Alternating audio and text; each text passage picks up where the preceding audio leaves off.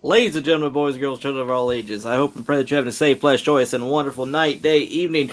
No matter who you are, no matter who you're with, baby, it's time to get extreme. It's time to go to the extreme, and it's time to be extreme, ladies and gentlemen. And that's right. This is part 2 of Retro Wrestling Revivals with Brother Martin, the solo watch-along series on Facebook. Not just a solo watch-along series, the solo watch-along series for pro wrestling, ladies and gentlemen. This is Heatwave 1998 part 2, and I gotta say that, as a matter of fact, that the first show was absolutely phenomenal. It was a barn burner. It was one for the ages, and this show is widely considered the greatest ECW pay-per-view of all time. So I gotta say, part 1 absolutely blew my socks off when it came to the expectations, when it came to the quality of it. So let's see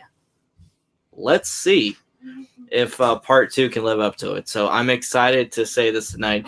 And which, as a matter of fact, Daniel said to me, he said, Chris, do you think that night 1 could measure up to night 2? Honestly, I don't know, but we will see. We will see what's going to happen. We're going to see it through the eyes of the extreme ones, ladies and gentlemen. So I am excited to say this. So like I said, the best place to pull this up at, it's on Peacock, ladies and gentlemen. Peacock, your source for all ECW, all WCW, and all WWE content. So if you would, ladies and gentlemen, if you will, please go to the Peacock app. And go to Heatwave 1998 for ECW. Tonight, the lineup is going to be awesome. It's going to be extreme. And this has the potential to be just as good as part 1. So to start it off, we got a banger with Mr. Monday Night, Rob Van Dam versus the homicidal, the genocidal, the crazy-cidal Sabu, ladies and gentlemen, with the referee himself, Mr. Bill Alfonso, the coach. The tag team champions versus Hayabusa and Jinsei, Shinzaki. Shinzaki. That's probably the closest that I'm going to get to pronouncing that, so don't judge me. And that's for the tag team championships. The second match for the night, it's going to be for the FTW Heavyweight Championship. So basically, long story short on this, the FTW World Heavyweight Championship was created because Shane Douglas at the time was ducking Taz. Taz was seeking that first World Championship reign, and Shane Douglas, the similar to Triple H in his reign of terror, similar to Jeff Jarrett in TNA, he just wouldn't relinquish the title no matter what. And Taz was the greatest threat to that championship. So pretty much it was one of those cases where it's like, nope, I'm going to do whatever I can to avoid Taz. So Taz is like, screw this, I'm going to make my own title. And he created the FTW heavyweight title, which is called Fuck the World Heavyweight title, and which, as a matter of fact, it's still being used to this day in AEW wrestling. I believe right now the current champion is Ricky Starks. So, but tonight we're going to go back to the origins of it, to the right around the time it came out. So it's going to be Taz, the champion, versus the Beast from the East, Bam Bigelow. Man, this should be a freaking bowling shoe ugly match, but a great match nonetheless, because these guys, both men have great talents. So the main event for the night is going to be a 6-man tag team street fight. It's going to be Spike Dudley, the Sandman, and Tommy Dreamer versus the Dudleys. 3D! Big Dick Dudley, Bubba Ray Dudley, and Devon Dudley with referee Jeff Jones. This one I know Daniel's going to love. Joel Gertner and Sign Guy Dudley. This is before, I believe, Joel Gertner became a mainstay as a ring announcer. So this is fun to go back in this time machine here, guys. So I just want to say this, which I'm going to start saying this before we start, and which I'm going to say this after we start. If you guys would like to, and you enjoy this broadcast, please like, share, and subscribe to the Retro Wrestling Revival podcast here on Facebook. Every single person that chooses to subscribe, we are greatly appreciative. And ultimately, this is for fans, by fans. We want to share our passion for professional wrestling, and we want to build a community with that. So If you will, ladies and gentlemen, go to Season 5, Episode 1 of ECW Heatwave 1998. And we're going to be we're going to be setting this off, ladies and gentlemen. Apparently, it says that my thing's expired on here for the download. So hold on. I got to look it up just like everybody else. But anyways, I just want to say, guys, I'm excited. I'm super excited. What are you guys looking forward to tonight? Oh, here we go. We got is here for some Extreme Heatwave. Hope was all as well tonight. Hold on a second. I found it. Okay. First half was great. I'm looking forward to part 2 to see how it stacks up. The man who calls it right down the middle, Bill Alfonso, you damn right. Joel Gertner, what a stud muffin. And tonight I am the human stuttering machine, Brother Martin. That's right, ladies and gentlemen. No one stutters like me. No one throws them around like me, and that's just the way it is. So, if you will, ladies and gentlemen, if you will. All right, so here we go, ladies and gentlemen. We're going to count it down from 5, staying alive, 4, hit the floor, 3, ooh-wee, 2, electric boogaloo, 1, let's do the sun. So what's going to happen, guys, is that we are going to start the show at 1 hour and 3 minutes and 34 seconds and get there. This is going to be a Taz promo. And let's see what the human suplex machine has to say, which is a funny thing is before I came home from work, I was watching a thing on Paul Heyman, him giving his perspectives and his opinions on Taz, and he's got nothing but the utmost love and respect for the guy. So it's really, really cool to hear Paul Heyman's respect for Taz, because Taz was one of those building blocks for Extreme Championship Wrestling that helped it get to the levels that it did. I mean, Taz does not get the credit that he deserves, honestly, which I'm a huge mark for the guy. So, guys, here we go. 5, staying alive. 4, hit the floor. 3, ooh-wee. 2, electric boogaloo. 1, let's do this, son. All right, guys. Taz, he is giving us promo. He's got that hood on. He's telling it like it is. Here we go, guys. All right.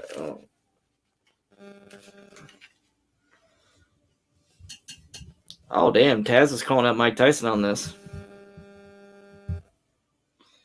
The FTW belt was originally got ugly, took a TV title and put an orange strap on it. I agree. I like the secondary version of it. Wasn't it the TV title that basically was a carbon copy of the Winged Eagle?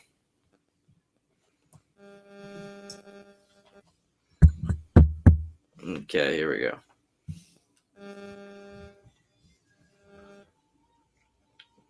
World Heavyweight Champion. If you can, survive if I let you. Oh, damn. Taz is laying down the gauntlets. Oh, Shane Douglas.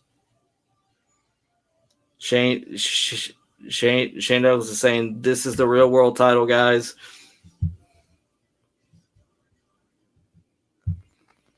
Triple H, Shane Douglas is ready to challenge Taz. Maybe. I mean, if I were to have somebody make a belt because they thought that I was ducking them, then I would try to prove myself.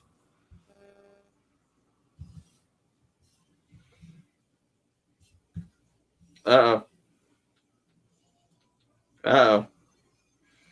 Joel Gertner.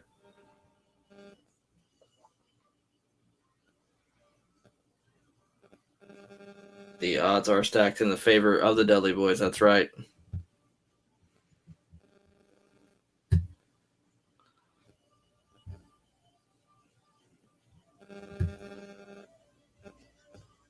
Oh. Beulah is not going to be walking anywhere near there.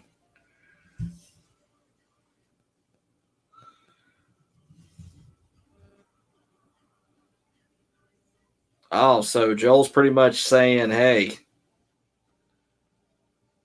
Oh my God.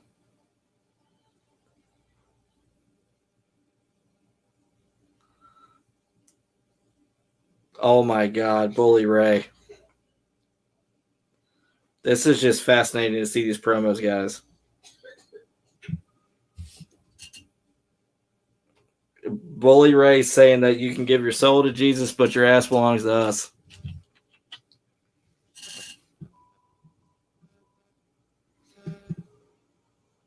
$3D. 3Ds are across. I agree. I don't think the Bubba would get away with that bandana either. Testify, motherfuckers. Okay, here we go.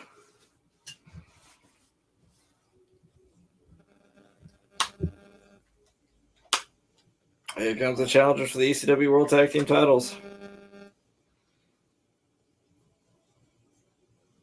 Hakushi.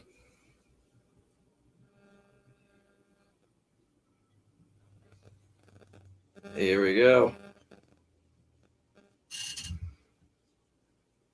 We got Hakushi and Hayabusa. Let's see where this goes, guys. I'm excited. Hakushi, a fun fact, actually, the first ever In Your House championship. Scratch that. The first ever match in the history of the pay-per-view known as In Your House was actually Hakushi versus Bret Hart. So a fun fact for you. That's probably what Hakushi is best known for out of all of the for like the American fans. All right, here we go. Hakushi's ready to do some damage tonight. This generic music is driving me nuts on the network.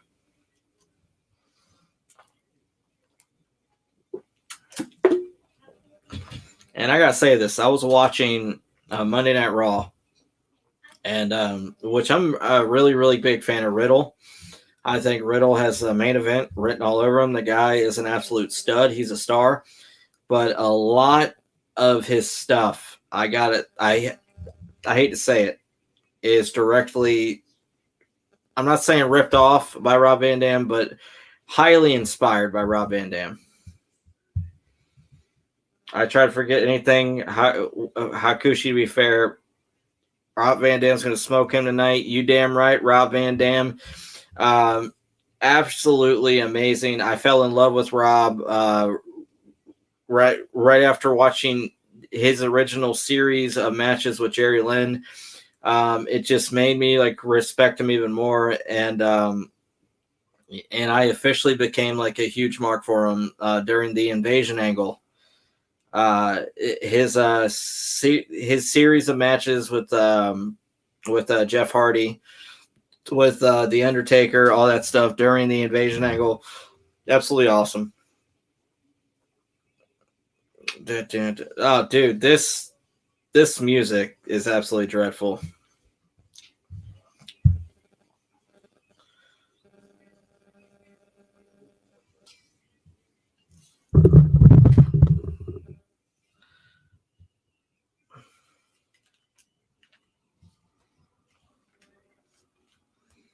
Okay, so here we go.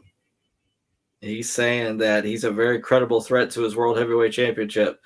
So who would you guys rather face? Would you rather face Taz or would you rather face Rob Van Dam? Rob couldn't do anything wrong in ECW, especially. I wish the network or had Peacock had Walk by Pantera for RVD. Yeah, I could imagine just with the Extreme Championship Wrestling library, how much the WWE would actually have to pay for music rights. Which I'll be honest with you, it's probably like a couple $1 million that they would have to pay out just to have the rights to keep the music in there.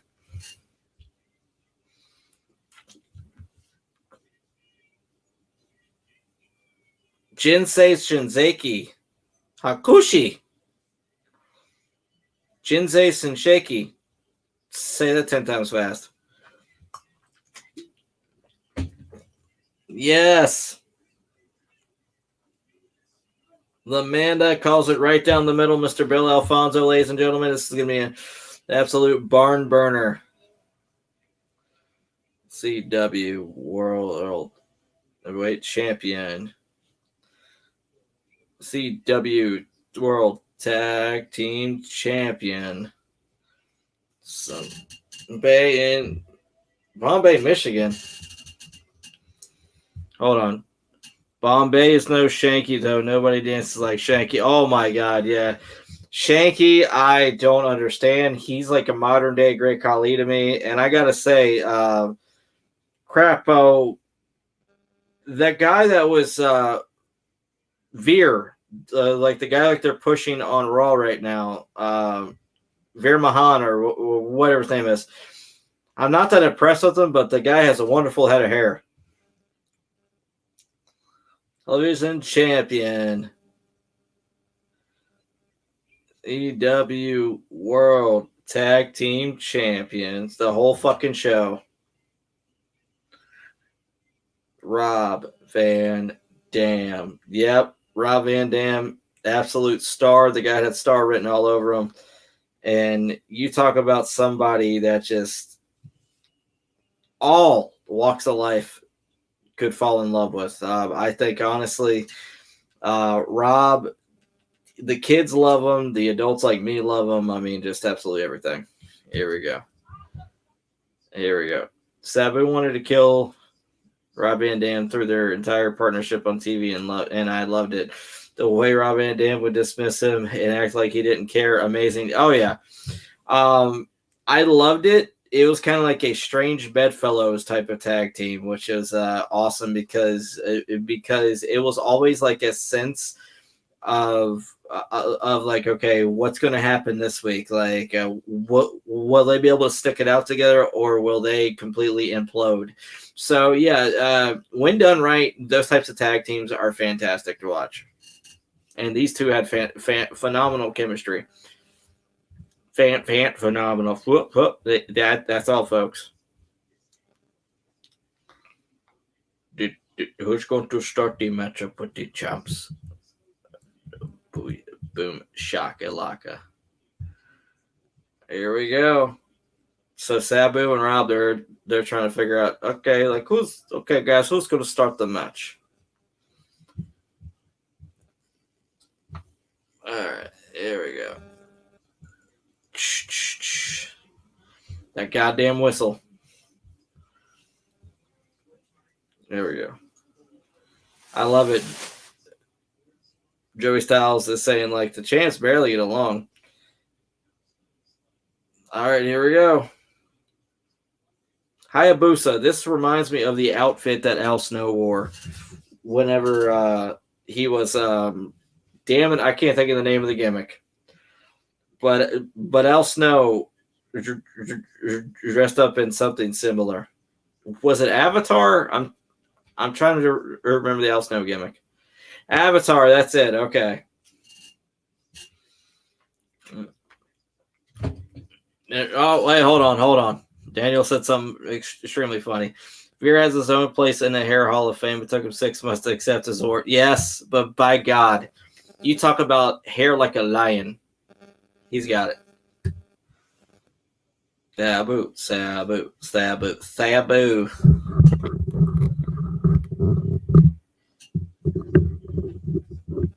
Waist lock.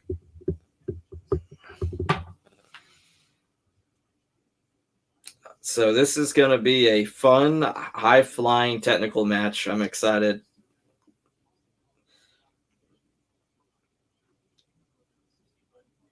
And I got to give Joey Styles credit. Joey was a true wrestling announcer, okay? Like, the guy would actually call the moves within the ring. He wasn't much of a storyteller, but hey, you got to give the guy credit because he was able to call a pay-per-view all by himself.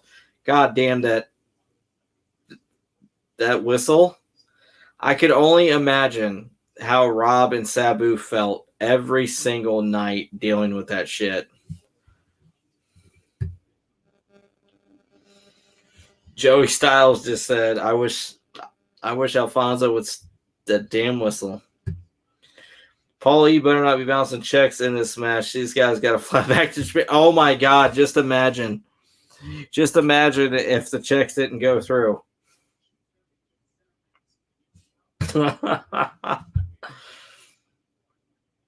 And the fans, this is the one thing about the Extreme Championship Wrestling fans is you can always say, like, they do not pull in any punches. They completely will shit all over people fucking up their spots. They're very, very smart, very well-informed fans, and they know what they like. They know what they want. There you go. There you go. They probably have like 5% hearing now from all the matches they had to hear the whistle. Dear God, yeah, man. The damn whistle. God damn. Guys, I'm going to be honest with you. This matchup is probably going to be fantastic, no doubt about it. But that fucking whistle is about to drive me nuts. I'm really tempted to turn off my headphone right now.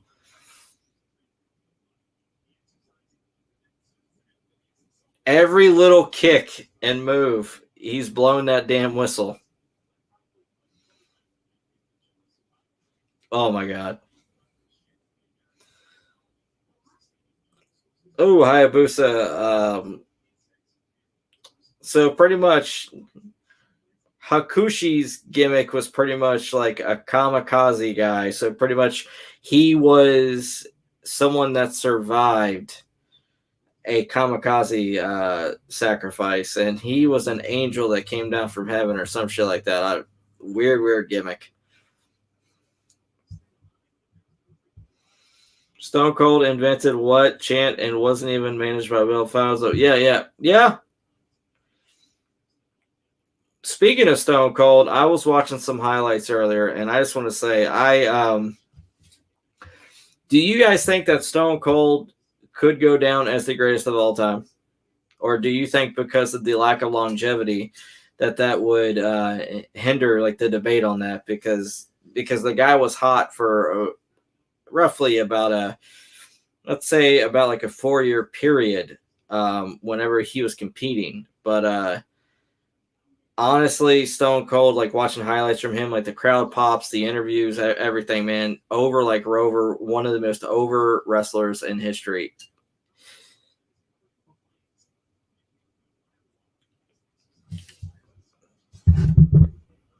Jesus Christ. Shinzaki's doing the praying rope walk. Oh! A chop to the wrist.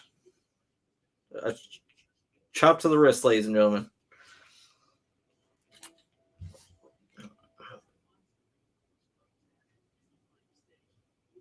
Dude, Joey's saying the fans are on their feet for Hakushi. Double underhook. Beautiful. Oh, he misses the knee drop. Uh-oh. A crucial mistake. Missed. Ducks a spin kick. Beautiful. Second one right. Beautiful spin. Corkscrew leg drop. Here we go. Sabu just goes over there to cover him. Oh, and this is the thing, guys. Sabu was such a freaking badass that the guy would not get stitches. The guy would super glue cuts shut.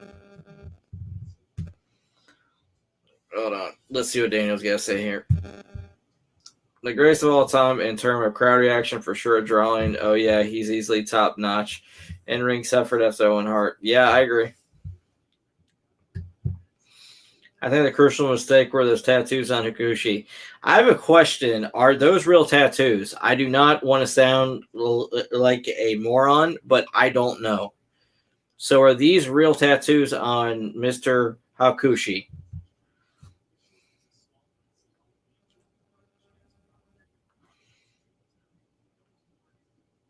Feet on the mat, guys. Oh, God. Chops to the back of the head of Sabu.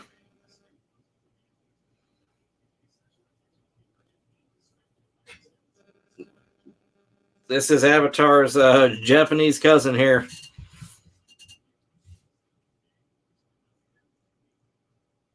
Oh, beautiful.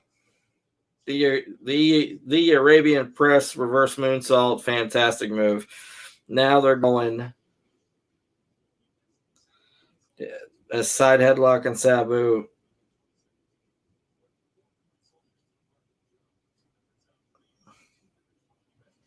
God damn that whistle.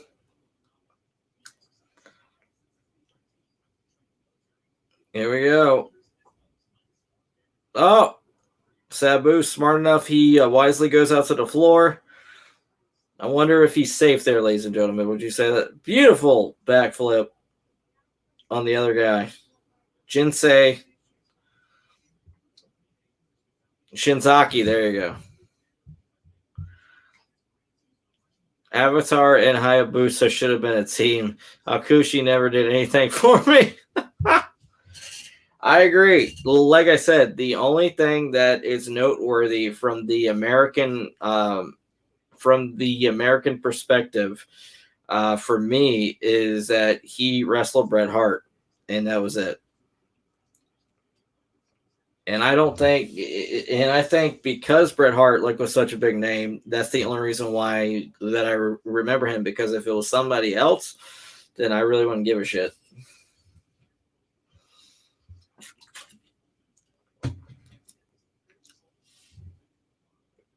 Okay, so we got so it's kind of like a sleeper move on the leg of Hayabusa. Beautiful leg lock by Sabu. Let's see where this goes, ladies and gentlemen. Hayabusa can hurt you in so many ways. Oh, yeah. By the way, Daniel, what did you think about Edge being thrown out of the Judgment Day group? Apparently, according to dirt sheets, it was due to Cody being out and the Raw needing a big baby face.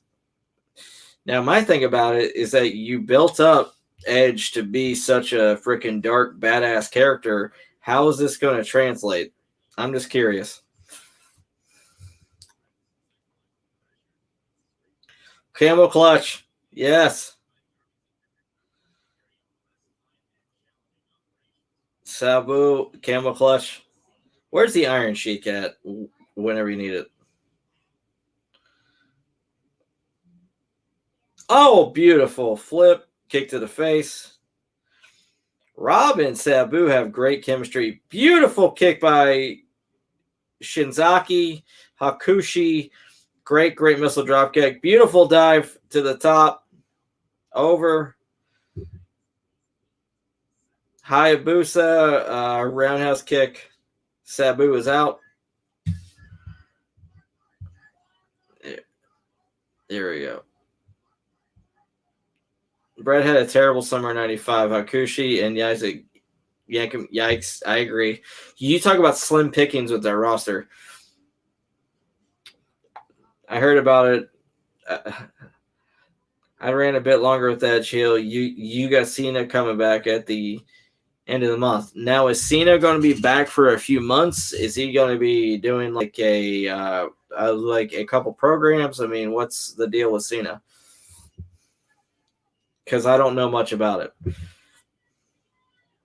Oh, Sabu jumping into the crowd. Beautiful. Dive into the crowd. The fans are going absolutely bonkers. Like I said, when it comes to diehard fans, some of the best in the history of the business, the ECW fans, no doubt about it. Unfortunately, that fan loyalty didn't really translate to financial success for the company because, unfortunately, Paul Heyman, fantastic mind for the business, one of the greatest minds in the history of business, one of the greatest managers, and one of the greatest stickmen of all time. But when it comes to businesses, business-wise, he's one of the worst. He's not in the same category as a Herb Abrams, but still, he's up there. Hold on, here we go. Iron Sheik was somewhere drinking 40s and wanting to humble whoever put him in the Sultan. Oh my God, yeah, the Sultan. That was a fun gimmick right there. And that, I believe the Sultan, Rikishi, and they had the Sultan's biggest match. It was at WrestleMania 13, I believe. It was against Rocky Maivia for the Intercontinental Championship.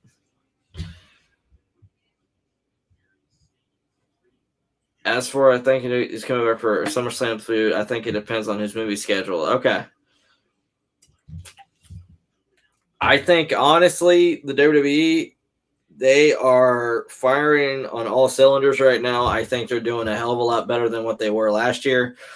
I have, for the first time in probably a year and a half, I actually sat and watched a full episode of Monday Night Raw.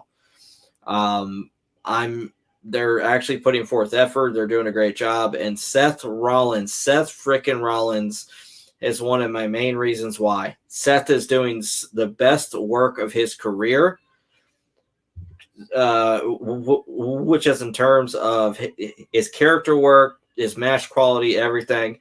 Dare I say this? There's nobody better than Seth Rollins right now in the whole damn world. Seth is fan-fucking-tastic. The run of his career right now.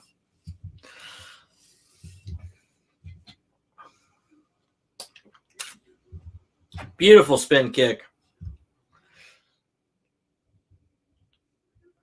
Now does Seth get money in the bank? I think that would actually make sense to give Seth the money in the bank, have him win the world title, and the night that he wins the world title, plan it whenever Cody gets cleared. That way, you could have Cody beat Seth, win the title, and that doesn't make Roman look bad. And basically, that could set up Roman versus Cody at Mania. And Roman and Cody don't have to touch each other before Mania. I think that would be fantastic. Great booking. And I would say, if they could pull it off, bring back The Fiend and have him feud with Seth. Or what they can do is they can have Cody feud with Seth for the title, or have Roman feud with Riddle. I mean, there's which I'm not saying like there's so many options, but there's very few believable the main eventers, in my opinion, that could take the title off of Roman right now.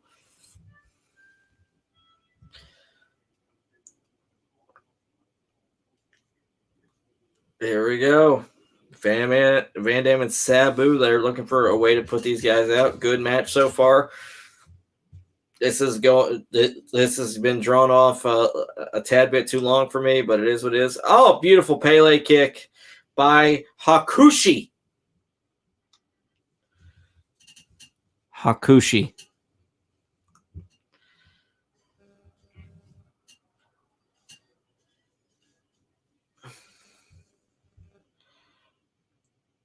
Seth should have beat Cody at the Cell. I agree. So basically, you're saying that Seth, he couldn't beat somebody like with one arm. I believe that it would have been smart as hell to do it. And that would have been a great way to write Cody off of television. But it is what it is. And next comment, Roman, if he works the next 3 pay-per-views, will fight Riddle, Orton, and Drew in that order. Okay. I don't believe any of them will take the belt off of him. I think the smartest choice to take the belt off of him would be Riddle. Dude, Riddle's on absolute fire right now. Drew, I love Drew, but he's stale as shit. Orton, been there, done that, seen it. Orton's, I could see Orton costing Riddle the title. And then setting up a feud between him and Riddle. So,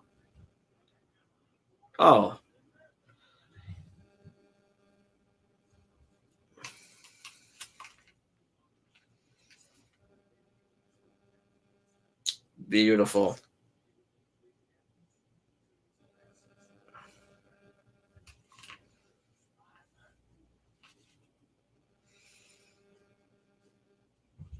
Shinzaki is hurt, ladies and gentlemen.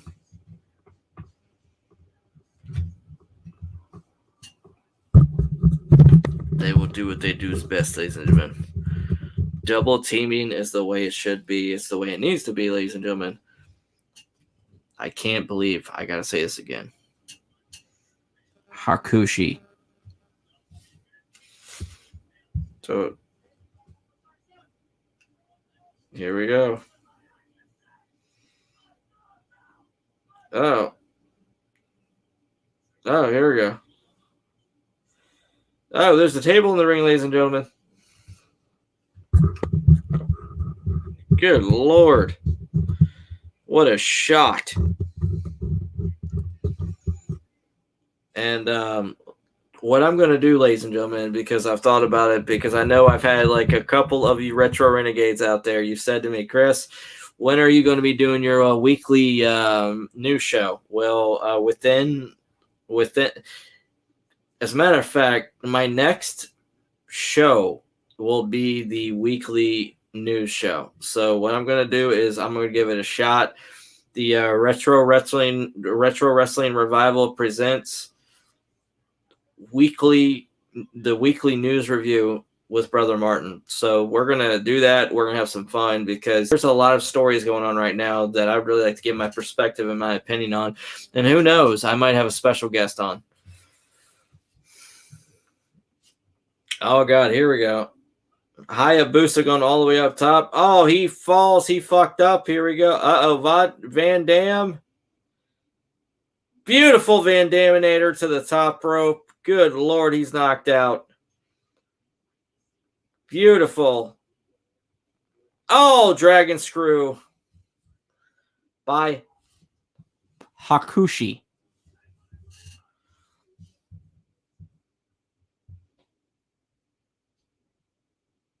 Oh, dude, Shane is going absolutely bonkers.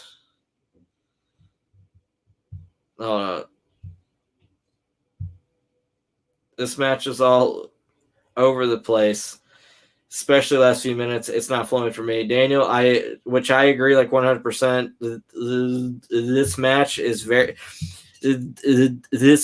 a huge, massive clusterfuck, and it's not really flowing right. I think it's gone on way too long, and I think they need to get this shit over with sooner than later because these four don't really have great chemistry.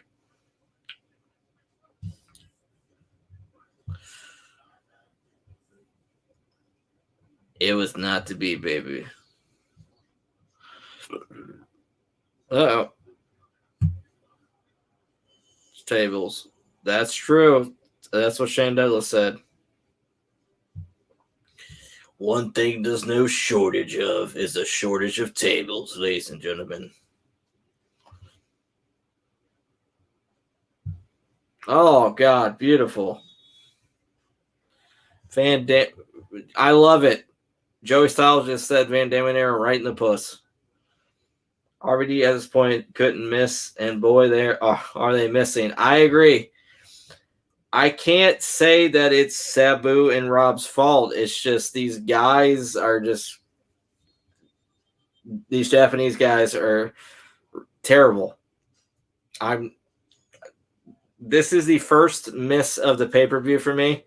I hate to say it because I love Sabu and Rob, but this match has gone on way too long. And I think this was actually the match where his fucking eyelid nearly got ripped off. I could be wrong.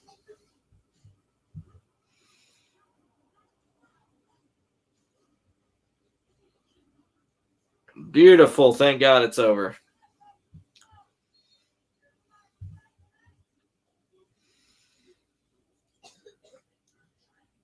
All right. This match, very disjointed, very uninspiring. The story wasn't that great. The psychology was completely wonky. This is my first thumbs down for the pay-per-view. Cool finish, but Hakushi and Habashi were not the right opponents for them. I agree. I think it was downright terrible. I mean, I think honestly, the Dudley boys, they could have been a great opponents for them. I think the Impact players could have. Extreme Championship Wrestling, they did have a very unique and a very, very fun tag team division at this time. Okay, so that's the finish. Got some extreme replays, ladies and gentlemen. And they're doing the Van Daminator on Hayabusa. You get the 450 splash from Hayabusa. Beautiful move. This is the thing, guys. Like I said, like the moves were nice. The moves were beautiful, but the way the match flowed together, it just wasn't for me. Very wonky. There you go. Hakushi and wonky. Wonky. So yes.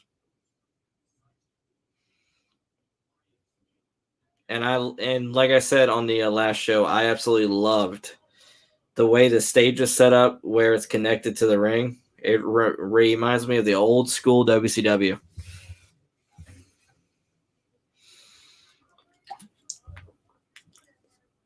Dude, Shane, man. Shane Douglas, he's like the John Madden of wrestling announcers, just pointing out the obvious. It's like John Madden says, well, in order to win the game, you're going to score the most points. No shit. Oh, wow. They're showing the replay from the Living Dangerous pay-per-view where Taz went through the ring. I guess this is the follow-up to that match.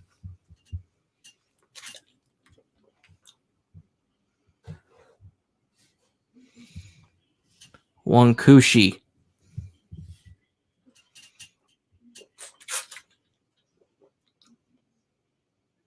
The one-man crime spree. I've never heard of that nickname for him.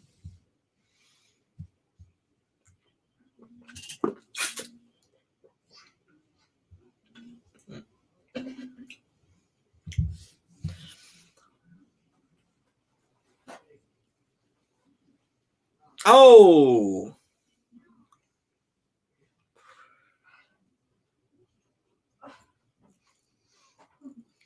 This was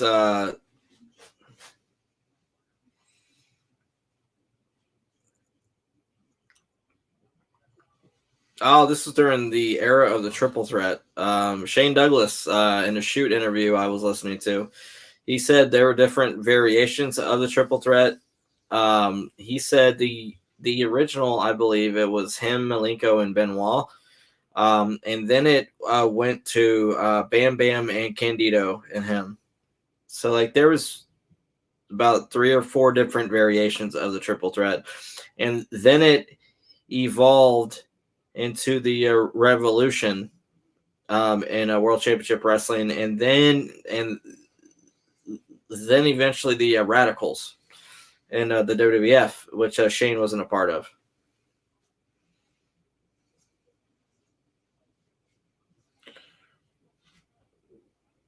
Oh man, I think this is Shane at his absolute best.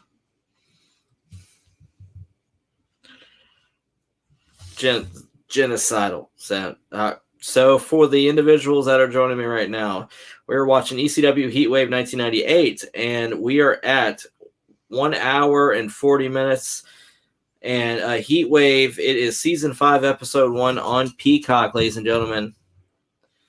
And now Taz is showing that Taz breaking Shane Douglas's arm.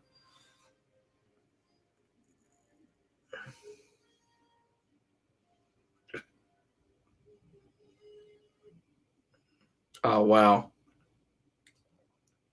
Damn, Shane is pissed. Shane is saying, "Bam Bam, you're gonna take out Taz. You're gonna take care of my light work." So this is very interesting.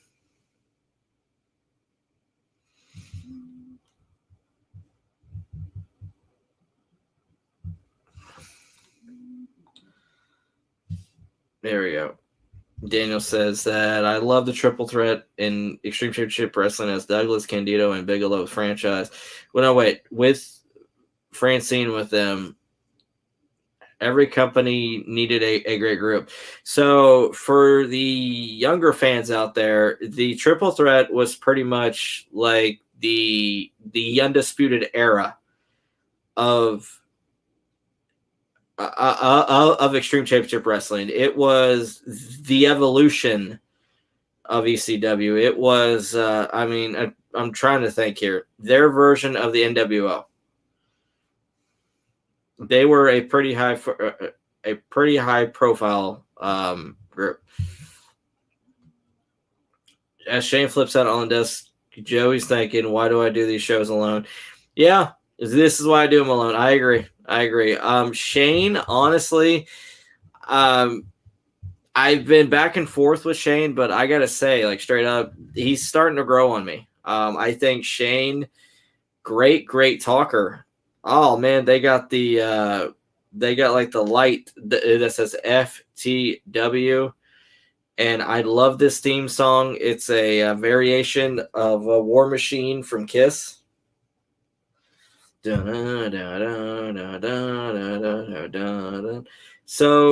does the WWE own this theme? I assume they do. So yes, the Human Suplex Machine.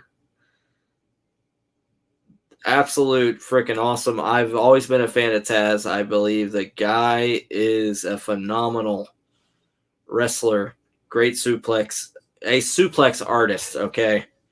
Absolute suplex artist here. And I think Taz is one of the greatest color commentators in the history of wrestling when it comes to announcing. Very underrated, very underappreciated. Taz has transitioned from being a very talented wrestler to an even better announcer. And that's very, very rare, guys. So Shane Douglas is saying that he is not a world champion. I don't give a damn if he has that belt or not. Oh, this is an ECW death match to an absolute death match. Falls count anywhere. Oh, here we go, ladies and gentlemen.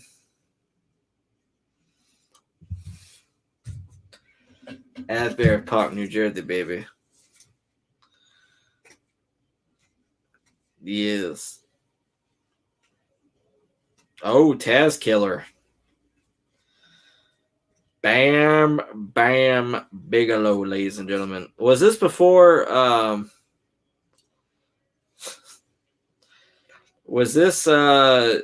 before Sid Vicious joined ECW or after? Taz fears Goldberg signed in the crowd. 1998, everybody. If you want to meet the runner-up to Greg Valentine as the most miserable humans, look no further than Taz. Oh, yeah. From a lot of people said that he is a miserable son of a bitch.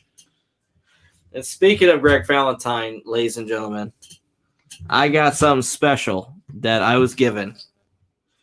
And it's a signed, oh, shit, can I see it? Shin Guard by Greg motherfucking Valentine, ladies and gentlemen. I love it. I've been giving people at work figure fours all month since I got it. Oh, dude, speaking of Taz and Goldberg, just imagine if they had the opportunity to face each other. How awesome would that be? Here we go. Joey says that he's got goosebumps.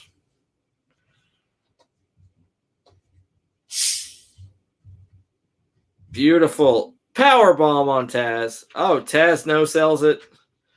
Beautiful suplex.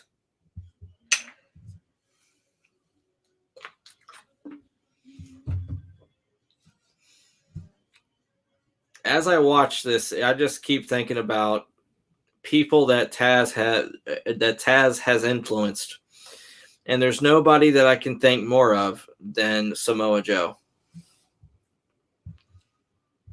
Hold on, here we go. Greg Valentine and Shin Guard was too extreme. You damn right it was.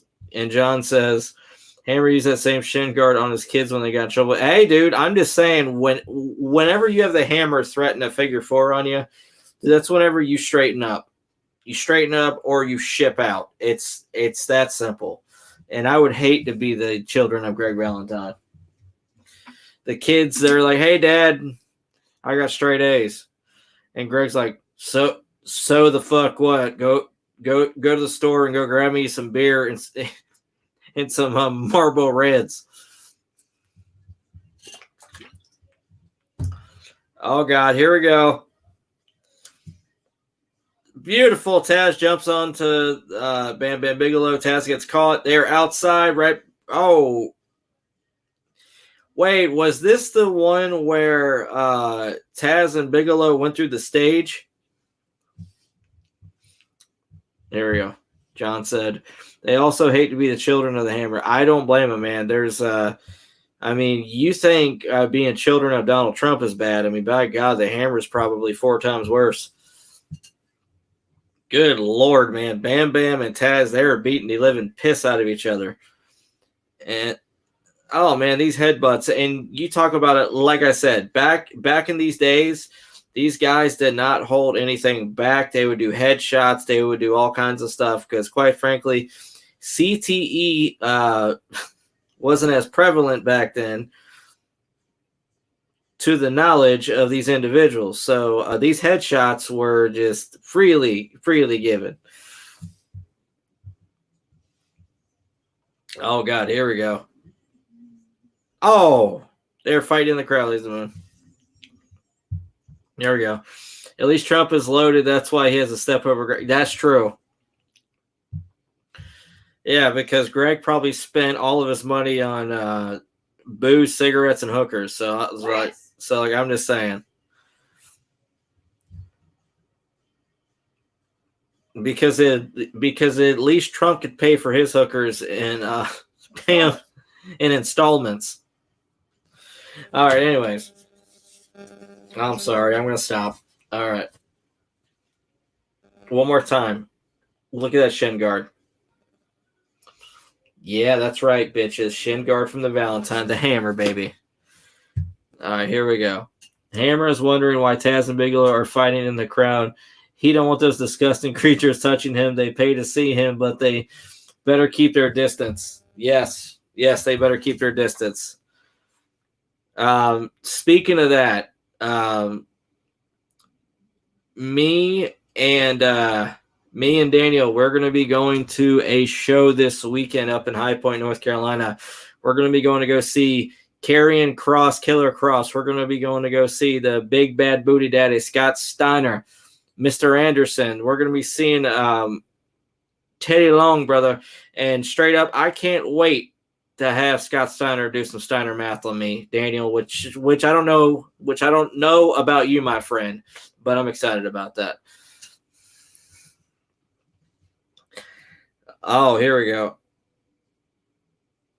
Bam Bam suplex, beautiful T-bone suplex right onto the concrete.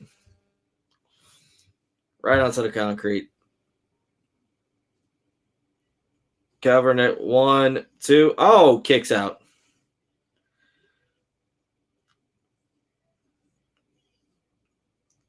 So that's not the unenviable. John Finnegan pretty much showed he's saying like that poor bastard. He's got the unenviable task of calling this match because it's a lose-lose. Like whoever gets pinned, they're gonna whip the referee's ass. So pretty much it's like, what can you do? There we go, dude. These fans, man. These fans are definitely getting their money's worth tonight. Beautiful. Hold on. Just too bad they couldn't book the Hammer. He has a bar mitzvah to be had. He heard the word bar and hoped that it was open. Yes. Because if Greg was there, then I would have had him double sign the shin guard. Because the value would have gone from $4 to $6. And I'm just saying, man, that $6, I could have really used it. Me. Hold on. You know it's not lose-lose. This delicious New York calzone. Me and Hammer are splitting now. Hey, you straight up good for you, John. I just hope that he doesn't knock you out with the shin guard and put the figure four on you and steal the calzone. I just hope that doesn't happen, my friend.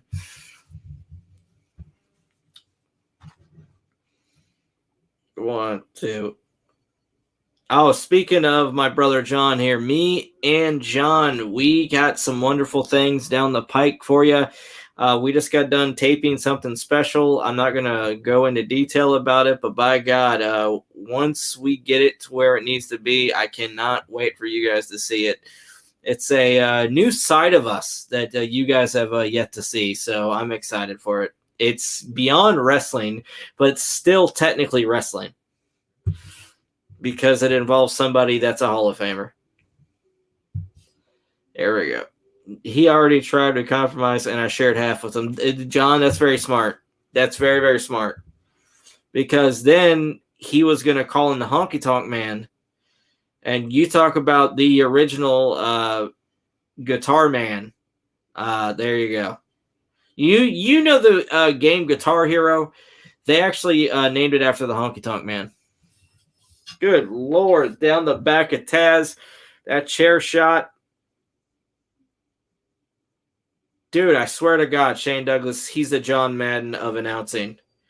Taz is busted open. In order to win the match, you got to pin or submit your opponent. So, yeah. Another power bomb. Here we go. Opening day of softball tomorrow night. I can't afford any injuries from a hammer attack. By God, okay? John, he is a softball legend in the state of New York. He holds 1,300 separate records, okay, from softball. Okay, this guy's so good that he hit 70. Okay, people talk about they talk about the whole thing with 73 home runs with Barry Bonds like in the season. Guess what? John hit 73 home runs in 4 innings and playing softball. John was going to have to listen to Honky Love for hours if Honky showed up. Ears will be bleeding. You know what? I was actually listening to Eric Bischoff gleefully go off on the Honky Tonk Man, saying that he was somebody that he enjoyed firing more than anybody that he's ever fired in his life. I owe it to Sid. He's my softball Yoda. That's right. Sid Vicious is the softball Yoda. Amen. Okay. Jenny Finch, eat your heart out. Sid is the one. He's the end all be all for softball.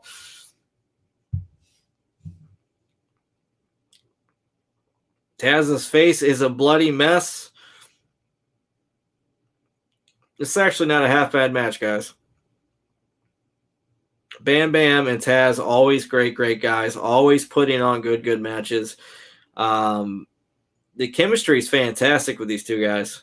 And this is the thing, Taz, guys, is Taz fought like a freaking giant, but he is a pretty small guy. Oh, wow. T-bone, Tazplex into the table. And like I said, like with Taz, the main wrestler that reminds me of Taz within like the past 15 years is Samoa Joe. The comparisons are inevitable. And back in the days of TNA, Taz came to TNA. He was the manager for Samoa Joe. And I wish they would have gone further with that storyline. What a nice war. Oh, nice two-bone suplex on the table. I agree. These guys have fantastic chemistry together. Beautiful clothesline by Taz. And it's just a shame that injuries shorten the career of Taz because I really feel like, once again, he was underutilized in the WWF with the exception of him going on the commentary team. I believe Taz was just a really I hate to say it. Just Taz would have thrived in today's era. Used and abused is what it was. So, yeah. The human suplex machine, the submission machine, man. I love Taz.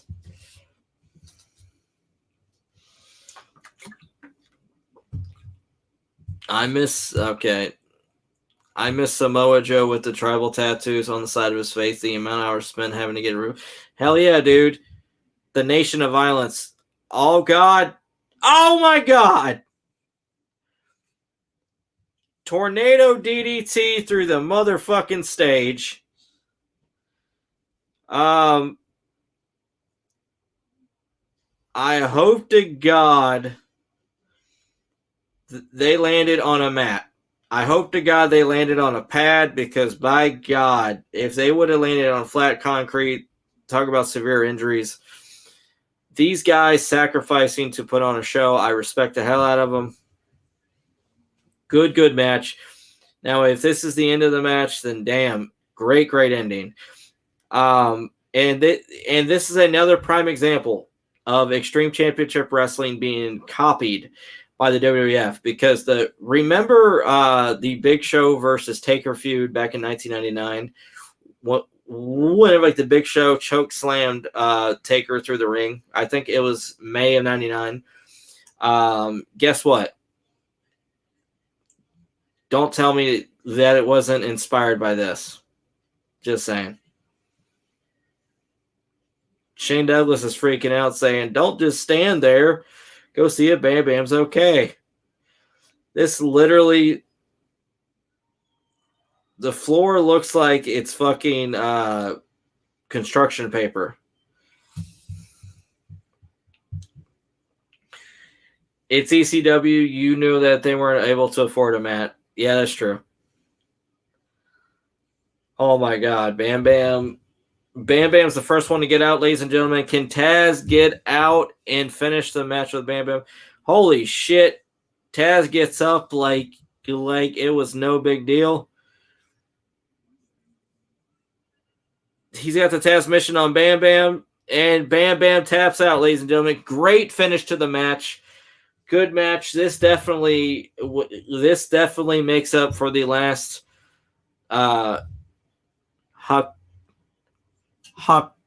Wankushi match. So guys, that's just absolutely awesome. Great match. The chemistry with these guys was off the charts. Great performance. Thumbs up. So far, there's only been one below average match. And this is 5 matches in, guys. So this tells you something. This show has been booked very, very strong. The main event is coming up. The main event is coming up, ladies and gentlemen.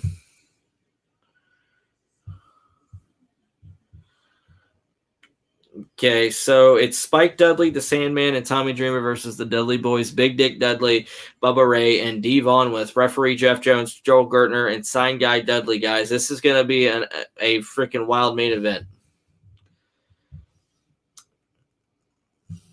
If I let you.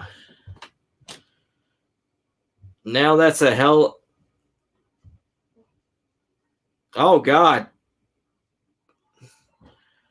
Shane Douglas just threw a monitor, and you know they can't afford those. Shane Douglas is going absolutely shitty bonkers here. Now it's a hell of a finish. Bam Bam makes Taz after Taz suffers the defeat months before.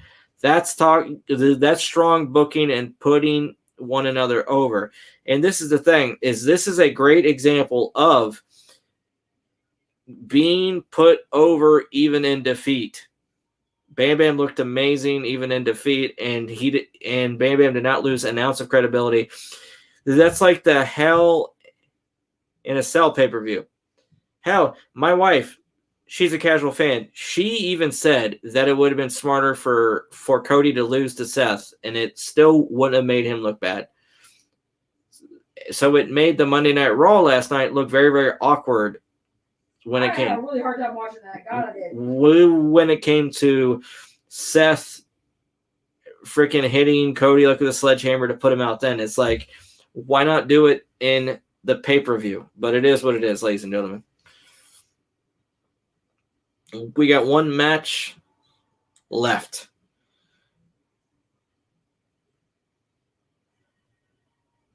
Good Lord.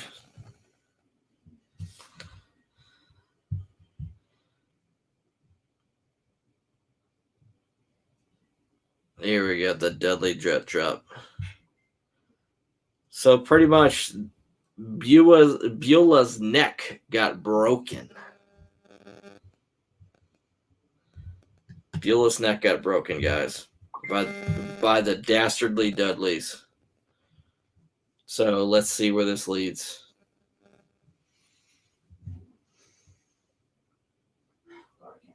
I think this is honestly like a way to write her off. Oh my God, do you hear like the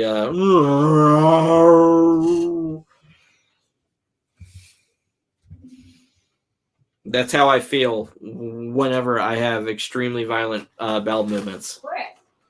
So yeah.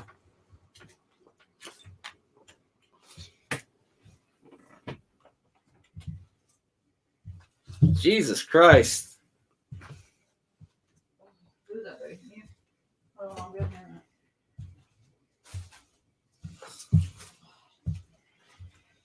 Good Lord, he's calling them street trash.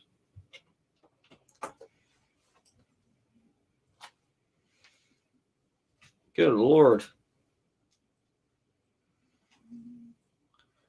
Paulie said that they draw money, so if he can break necks, that's fine.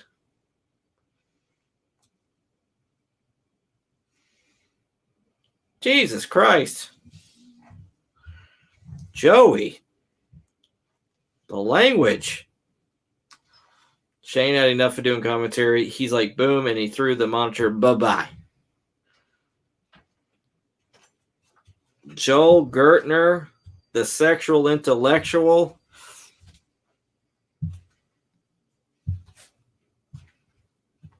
There we go.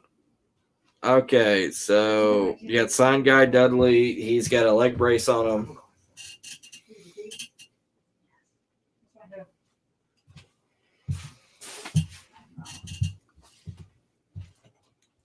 Here we go.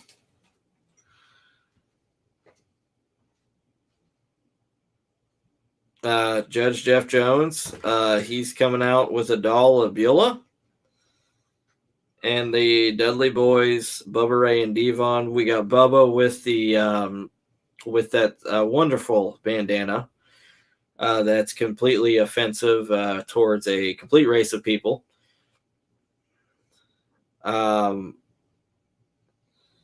Did the Dudley boys have music back then?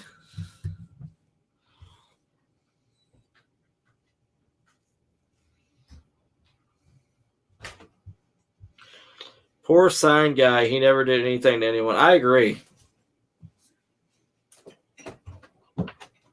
What was the sign guy's role besides signs? I mean, did he do anything of importance? Bubba Ray's got like that southern drawl. Sandman, dreamer, see you on the other side. Got Big Dick Dudley.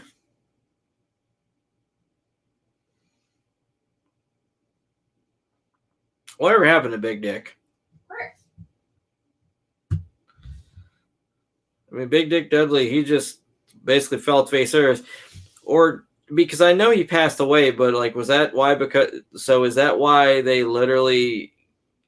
So is that why he stopped doing stuff with the Dudleys, or was he kicked out of the group while he was still alive?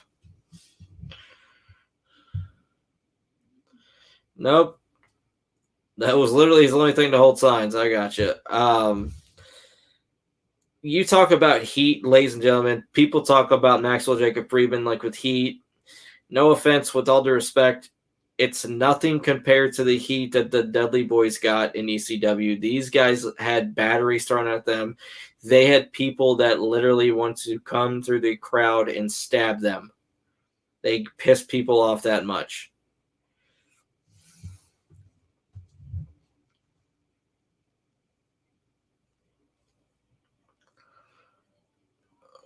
The Dudley boys are challenging anybody in the WWF.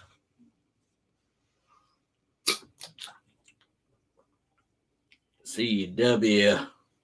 Oh, he's challenging everybody right now. It's amazing because the Dudley boys, in my opinion, are the second greatest tag team in the history of professional wrestling behind the Legion of Doom. And there's no team that's more decorated than the Dudleys. And that's a fantastic point, Daniel. He said that there were riots damn near every time Bubba got on the microphone. I agree. Absolute freaking heat magnet.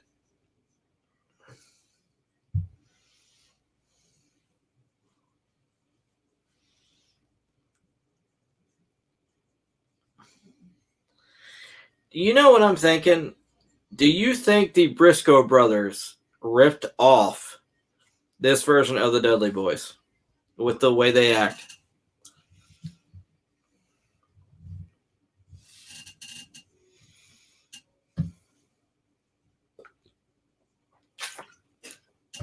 Because I'm starting to see the similarities between the two groups.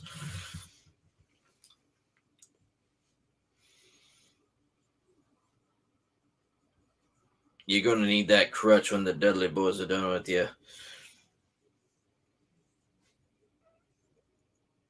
We got 32 minutes left, and probably 30 of it's going to be the Sandman's friggin' entrance. So I'm just warning you guys.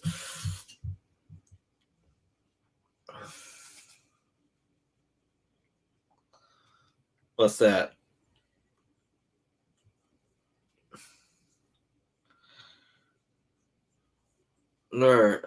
Do.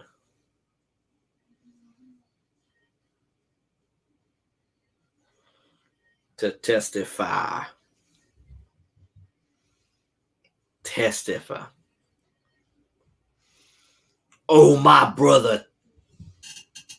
Testify. Just imagine if Hakushi was a Dudley boy testifying.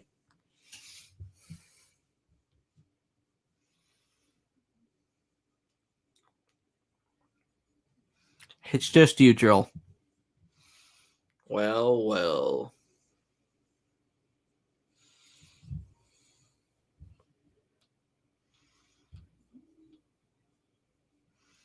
Wow, Joel's shitting all over Dayton, Ohio.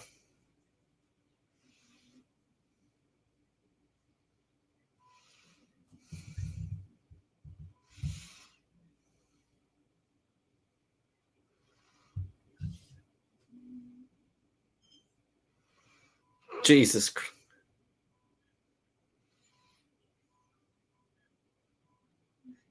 Good Lord. I don't think Joel Gertner would be acceptable in the modern day wrestling landscape. I don't know about you guys.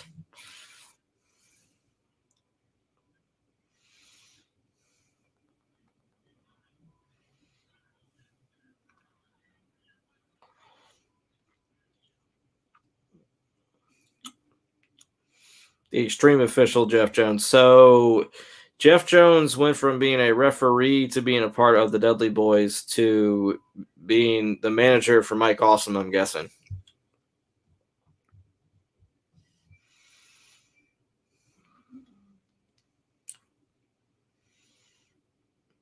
Oh, my God.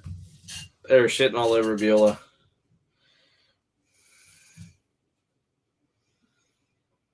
That's true. Daniel, like, that's 1,000% true. Gertner would get thrown off of television, no doubt about it. I agree.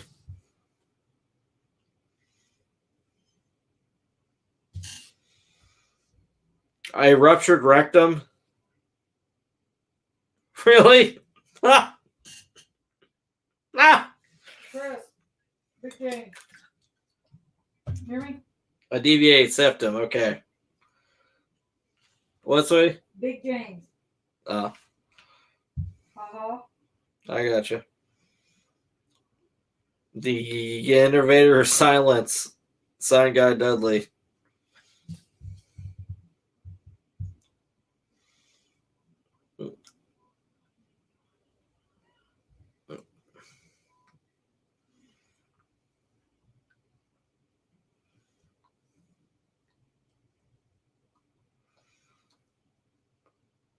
The intergalactic six-man tag team champions.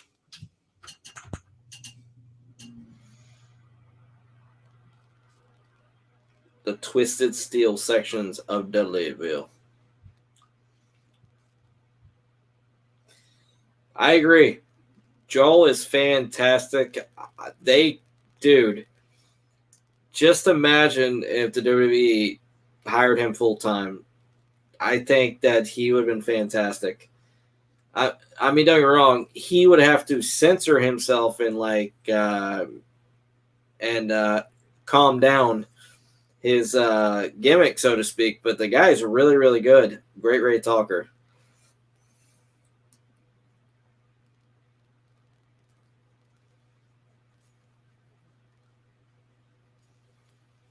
Where is Dudleyville at, by the way, Daniel?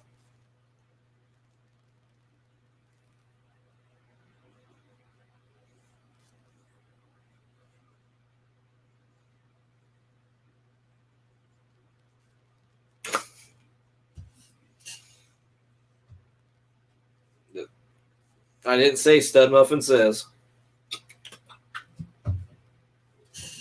As a matter of fact, guys, I'm going to look that up. Where is Dudleyville? Wait.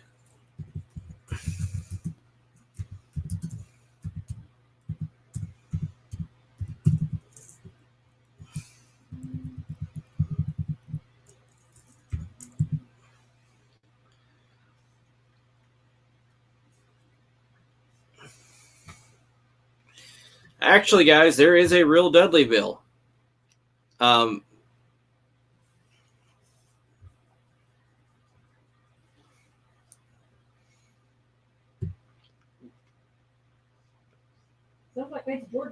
There is a Dudleyville in the state of Arizona.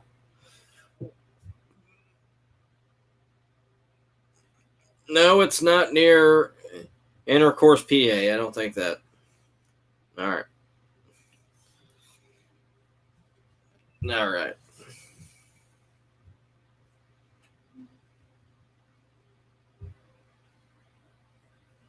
Good Lord, they are shitting all over Beulah.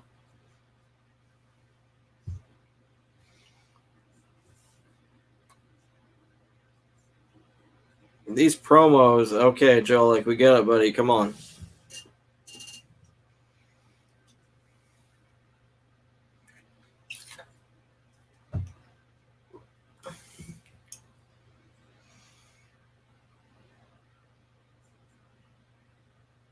So pretty much the Dudley, Spike, the Sandman, and Tommy, they have no backup tonight, so they're all on their. They are all on their own. Yeah, the WWE Network version of Tommy Dreamer's theme. Yeah.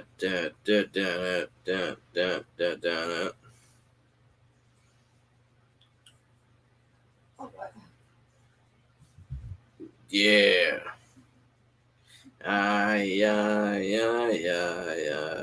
And for the people that don't know, Tommy Dreamer's theme was The Man in the Box by the famous grunge band Alice in Chains.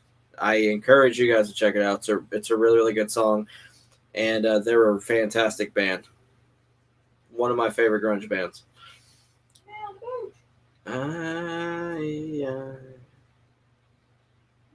Where is Tommy? Gertner won this pay-per-view for me. Honestly, from top to bottom, this pay-per-view has been absolutely fantastic. Like I said, only one of the matches were kind of for me.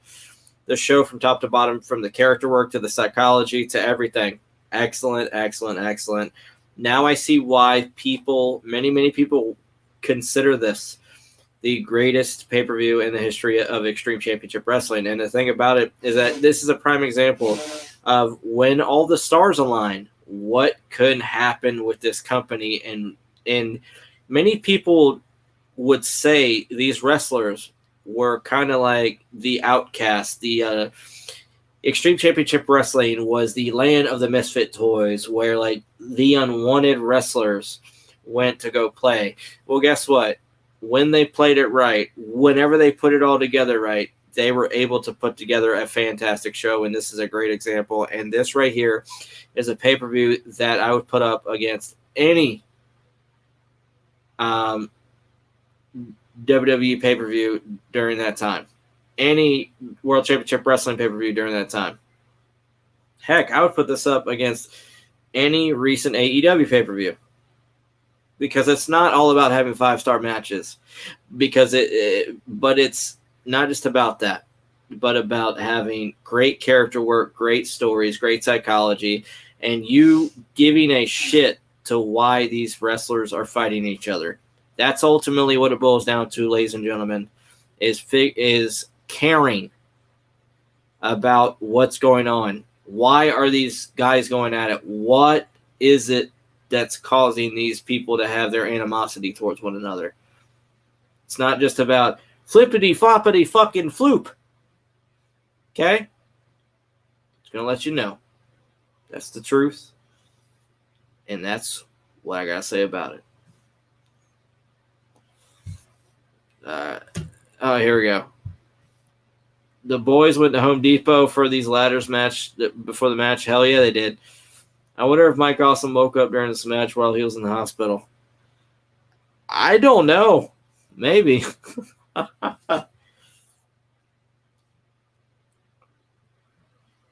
like I said, guys, half of this match will be the Sandman intro.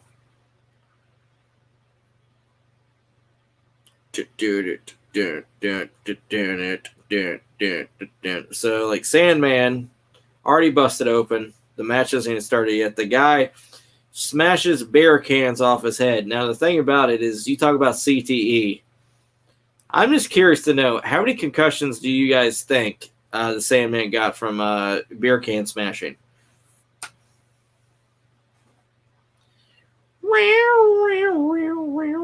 Speaking of beer can smashing, this weekend here in Myrtle Beach, South Kakalaki, that's right, the Redneck Riviera, the cesspool of the South. Guess what? We're going to have a lot of wonderful beer drinking during this weekend because there's going to be the Carolina Country Music Festival. You might as well call it a Trump rally, but it is what it is. Ladies and gentlemen, get ready for a lot of people to come sing some country, get drunk, and it's a bad liners too. And have a lot of unprotected sex. God knows how many children, mind you, will be conceived during this weekend. You think the bike weeks are bad? This might be even worse. A nice bloody beer, you can't get a better taste than that. That's right. I like blood mixed with my beer. Spike Dudley, hell yeah. You talk about a guy that could take a whipping and still keep ticking. You talk about a bump machine. Okay, people talk about Dolph Ziggler being one of the greatest bumpers of all time. Spike should be up there, man. The guy could take an ass whipping. I love country, but I'll be staying away from Myrtle Beach. They can have that. I agree. I feel the same way. Yep.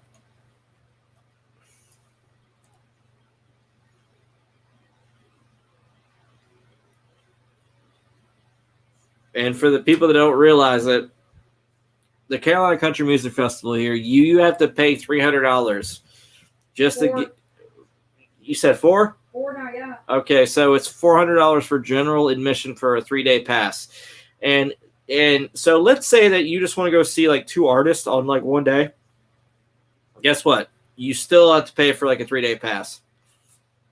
And They just recently started doing that too. And it's fucked up, it's messed up, but hey, I'm just saying there's between the 3 days, there's roughly about like 100,000 people that will be watching the concerts. So the city's going to be making a killing, and they're going to be making a lot of money. But unfortunately, just like with the majority of the things in Myrtle Beach, they don't give 2 shits about the locals. So that money is probably going to be going into the pockets of giving tax breaks to the rich and lining the pockets of the politicians that, quite frankly, don't give a shit to help. So I'm sorry. I don't mean to get into a discussion. That's the truth. let's get back into the match, ladies and gentlemen. Oh, Tommy Dreamer and Devon Dudley are going at it, bouncing off the top rope. The reverse on the Irish whip. Leapfrog by Devon. Devon's leapfrogs. Beautiful sunset flip. Oh, he's flexing. Beautiful reverse. Beautiful pin combo by these guys going back and forth. Here we go. Oh!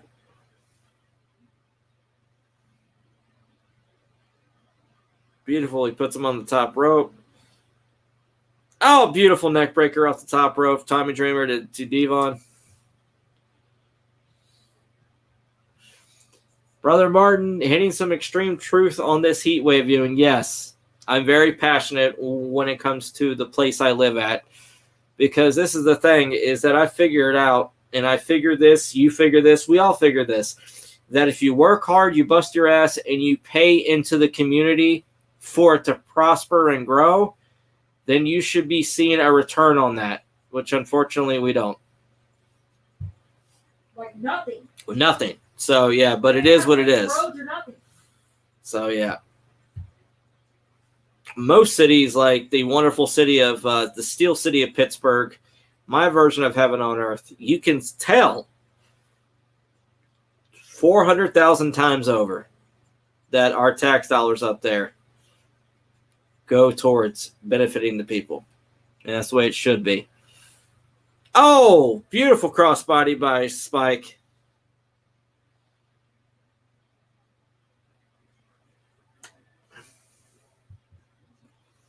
Spike wanted a piece of Bubba. This never ends well. I agree. But like I said, dude, Spike was extremely underappreciated, very, very underrated.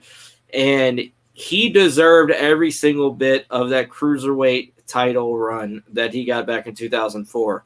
Whenever the Dudley boys had him leading the group, and he was the boss, Spike. That was an awesome time.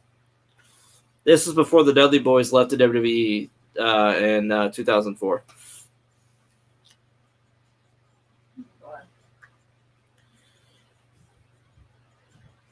Uh-oh, Spike is in the wrong corner, ladies and gentlemen. Devon is choking Spike. Big Dick is just standing in the corner. Here we go, ladies and gentlemen. Oh, and you could tell the influence that Dusty Rhodes has had on Bubba Ray Dudley. Just like with the way that he carries himself, like the way that he wrestles. There we go. I also enjoyed Spike, which I missed out on meeting him a few times. Molly was still a bimbo, though. Hey, straight up, Molly went from being with Spike to being a superhero with the Hurricane, and honestly, poor Spike.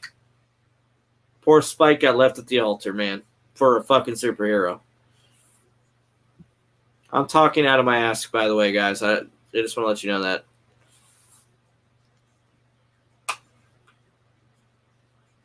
And we're just joking, by the way. We love Molly Holly. She was a fantastic female wrestler. And you talk about wrestlers that are extremely underappreciated female-wise. I would say Molly's one of those as well.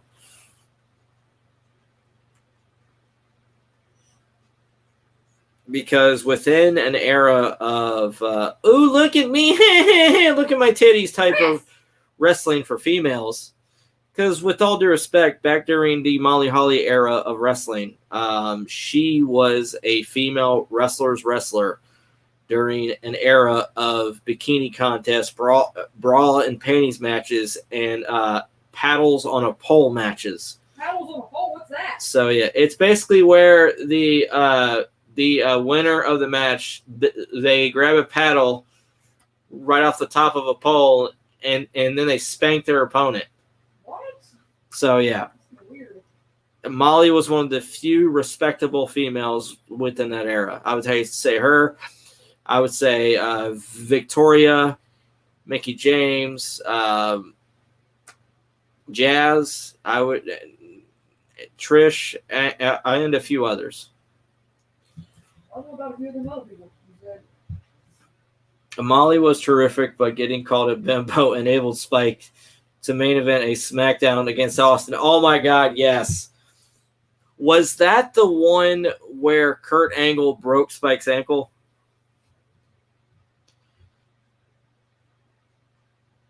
I was there for Trish and Tori paddle on a pole match.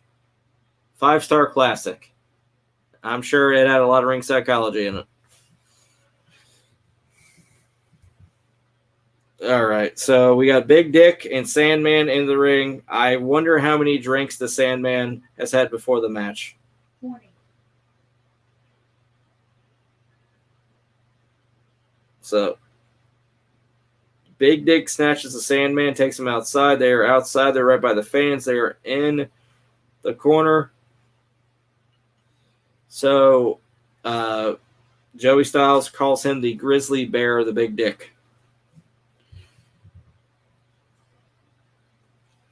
Guys, this has been an absolute blast. This show has been fantastic. Before this match is even over, thumbs up all the way. Which I've been very, very critical of Extreme Championship Wrestling in the past. And it's shows like this that made me eat my words. So I'm fully admitting that. How many cases? I would say 8. Okay, now he might have drank 8, but how many did he buy that Greg Valentine didn't drink? That's the question.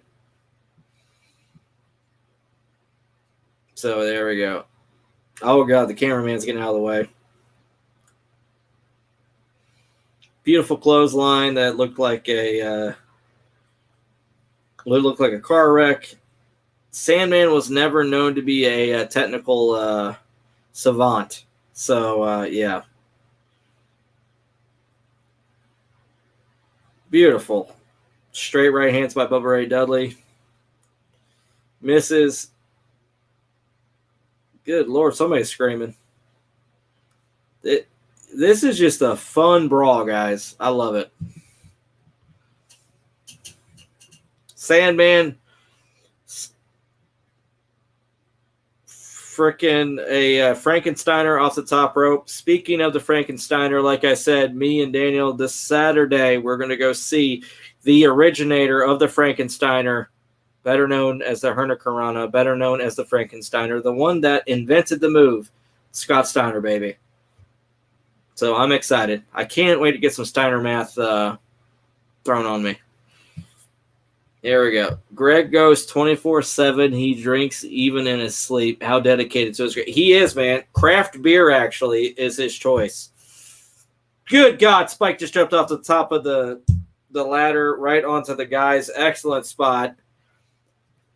Honestly, guys, this is a huge freaking brawl, but it is fun as shit to watch. Like I said, stuff like this, when done right, can be fun and just a blast.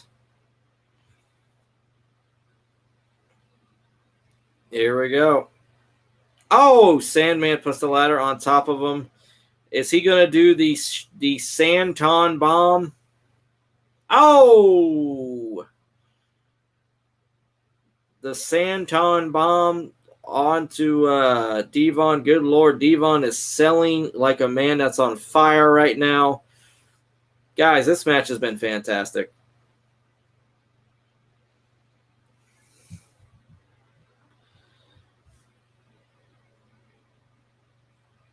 I don't know. That's a great match. A great point because Scott Steiner and Killer Cross will be in the ring at the same time on Saturday. So I don't know, man. I'm torn. Because I don't want Steiner to jump into the crowd and give me a Steiner recliner. And plus I don't want Cross to give me the cross jacket either. Oh, God, Tommy's hurt. But Bubba Ray's fat ass just landed on Tommy Dreamer.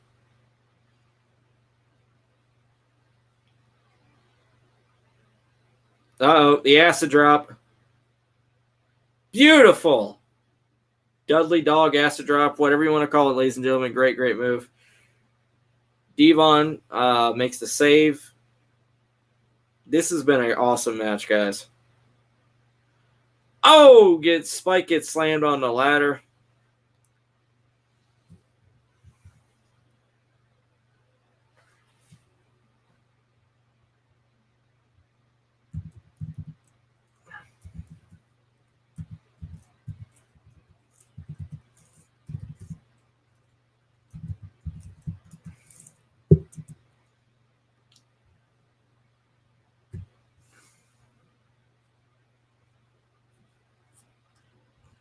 Good Lord.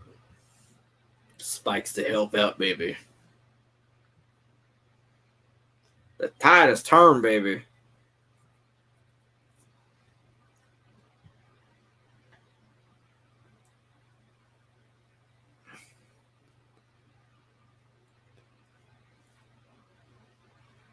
Here we go. Sign guy gets caught. Figure 4. Good God. Good Lord.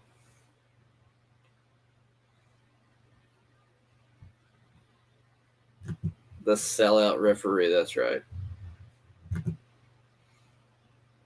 Oh my God, really?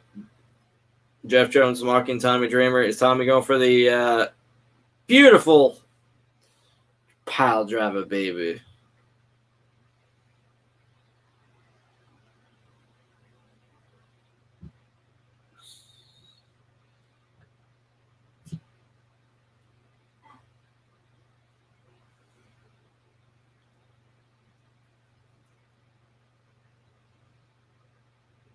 Okay. Here we go. Beautiful. 4-way drop kicks from the trio row. The trio row.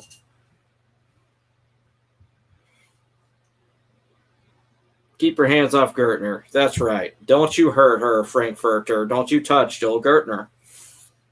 Here we go. Beautiful. Dreamer driver. Big Dick. Big Dick makes the save. Here we go, ladies and gentlemen. This is an absolute great barn burner.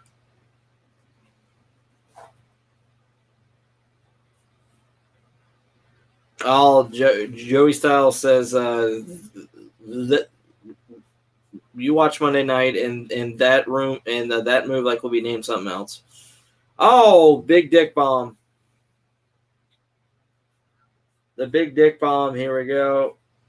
Here we go. Oh, Spike gets thrown to the table, ladies and gentlemen.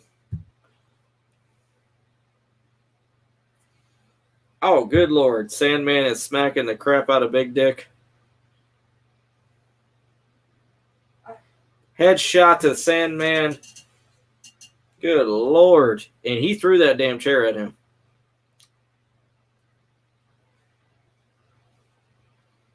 Good Lord. Oh, Bubba misses, lands straight on the ladder. DDT. Dreamer DDT onto the ladder. And Dreamer pins Bubba against all odds. Spike Dudley, Sandman, and Dreamer beat the Dudley boys. And absolutely great match, guys. Fun all the way around. Holy shit. Jack Victory just got a guitar and fucked up Dreamer.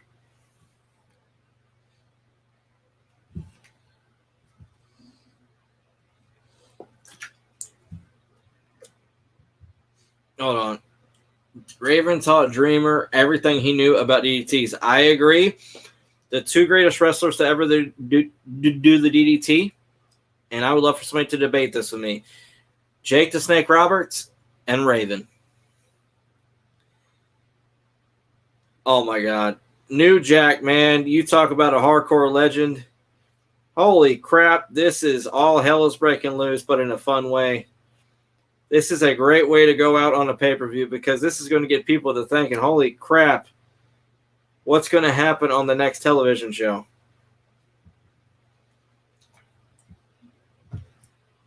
And I loved it how they were playing New Jack's song the whole entire match whenever he comes out. Every single match in Extreme Championship Wrestling, they did that. And if you watch the recent Double or Nothing AEW pay-per-view, you'll notice that they were paying tribute. John Moxley was paying tribute to New Jack by having his song played during the brawl that he was having with the Jericho Appreciation Society. New Jack was a completely different entity within the Extreme Championship Wrestling. You knew crap was going to hit the fan. I agree. New Jack was an absolute maniac, but by God, he was fun to watch because you never knew what was going to happen. Very unpredictable, but exciting.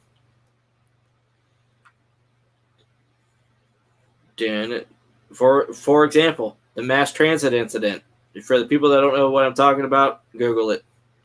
Or hell, watch The Dark Side of the Ring featuring New Jack.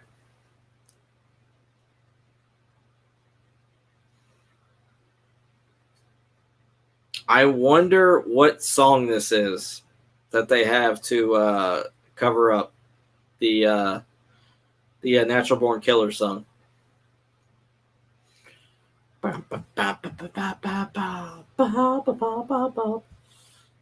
Here we go. We got the three guys on top of the ladder. Hell yeah. Thank God those ladders aren't breaking because by God. Wow.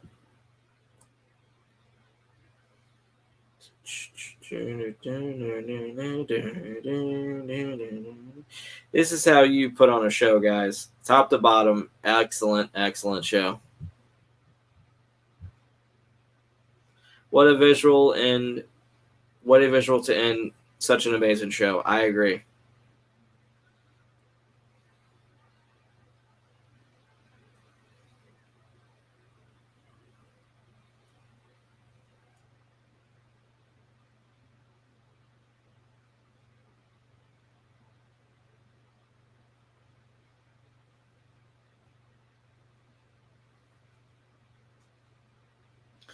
All right, ladies and gentlemen, that is it. That is the end of ECW Heatwave 1998. This is part 2 here on the Retro Wrestling Revival with Brother Martin. And I just want to say from bottom to top, top to bottom, left to right, from east to west, from the best to the worst, getting out of that hearse. I don't know, man. I'm just talking out of my ass right now. But the God honest truth, this is from my opinion, deep down in my soul, baby. Deep down in the cockles. This was a phenomenal pay-per-view from top to bottom. The matches were fantastic. You had everything from the technical to the high-flying to the hardcore to the bruisers going at it. Everything. This show had it all, and it's shows like this that make me love being a wrestling fan. It's shows like this that have variety for absolutely everybody, and this right here was a prime example of why ECW was so successful for the time that it was. Whenever they were able to have all the stars aligned to where the wrestlers were all on the same page and like the booking was done right, you get this result. So thumbs up all the way, guys. 5 stars all the way. And like I said, I've been extremely critical of Extreme Championship Wrestling like we've done in the past. Right now, I'm eating my words. This show was excellent. And with that said, I'm going to be doing more Extreme Championship Wrestling shows, without a doubt. You guys suggest them. The next one that we're doing, because it was tied on the poll that we did on Twitter. It is November to Remember 1995, which I'm going to read off the match. the match card, ladies and gentlemen, the match card. Please, can you please stick with me here, ladies and gentlemen? I got to pull it up, the card. All right, so the matches for November to Remember 1995. Jesus Christ, I'm trying to find it. Please forgive me. I'm trying to find it. I don't need a whole write-up on it. I just need the match card. All right. The joys of the internet. Okay. Please forgive me, guys. I'm trying to pull up the card here so I can read it off. The next ECW pay-per-view that we are going to be doing is November to Remember 1995. It's going to be holy crap, this is a big show. Okay. So it's going to be Stevie Richards with the Blue Meanie versus El Perito Ricano. Conan versus Jason Knight. The Pitbulls 1 and 2 with Francine facing the Eliminators, John Cronus and Perry Saturn with Jason Knight. Rey Mysterio facing Psychosis in a Mexican death match. Oh, God, I know John's going to be absolutely in heaven with that because that was one of his favorite all-time Rey Mysterio matches, so like, we're going to be watching that. We're going to have the Sandman and Too Cold Scorpio with Woman, better known as Nancy Benoit, facing the Public Enemy. Oh, shit, I thought I got rid of these guys. Johnny Grunge and Rocco Rock for the ECW Tag Team Championships. JT Smith facing Axel Rotten. Bill Alfonso facing Gordon's Death. I have no clue who the hell that is. Whatever. Anyways, and the we're gonna have Mikey Whipwreck facing Steve Austin in an ECW World Heavyweight Championship match. Sabu facing Hack Myers. And the main event is Terry Funk and Tommy Dreamer facing Cactus Jack and Raven. So that's going to be the lineup for November to Remember 1995. That's going to be our next ECW pay-per-view. The next pay-per-view that I'm doing, I'm going back to the King of the Ring series. It's going to be King of the Ring 1995. And, oh, Lord, a lot of people say that it's the worst King of the Ring ever. You know what? I've never seen the show all the way through. So let's see. Let's discover together. Maybe we'll have a differing view, a different perspective, and a differing opinion on it. I don't know. You might. So it's going to be an absolute doozy tonight. That night, tonight, every night's a doozy, ladies and gentlemen. It's going to be a fun night there. The next show that I'm doing, I'm going to be doing a Baptized Fire soon. But the next show here on the Retro Wrestling Revival will be Retro Wrestling Revival presents the weekly wrestling review with Brother Martin. And that's going to be my debut solo episode. I might have a special guest with me. I don't know. But I'm going to be giving my perspectives on recent happenings within the wrestling business because, by God, let's mix it up a bit, guys. Let's have some fun. So, like, we're going to be doing that. And the next pay-per-view watch-along is going to be King of the Ring 95. And then after that, it's going to be November to Remember 95. So there's a theme with the 95s here. So it's going to be fun, guys. So for every single person that has joined me on air to the individuals that will be joining me later on post-live, I say thank you. God bless you. I greatly appreciate it. And I want to say this from the bottom of my heart for the individuals that have been messaging me on Facebook with words of positivity and encouragement with everything that I've been going through lately. I say thank you. I love you guys. And it's awesome to have such an awesome, fantastic, loving, caring group of people out there. It means the world to me. And it makes me want to continue to do what I'm doing here because wrestling is my escape. Okay? I mean, family first and foremost, but with the exception of family, like my hobby is wrestling.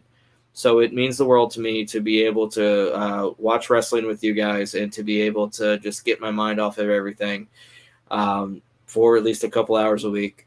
So thank you. God bless you guys. And have a safe, blessed, joyous, and wonderful day, night, evening.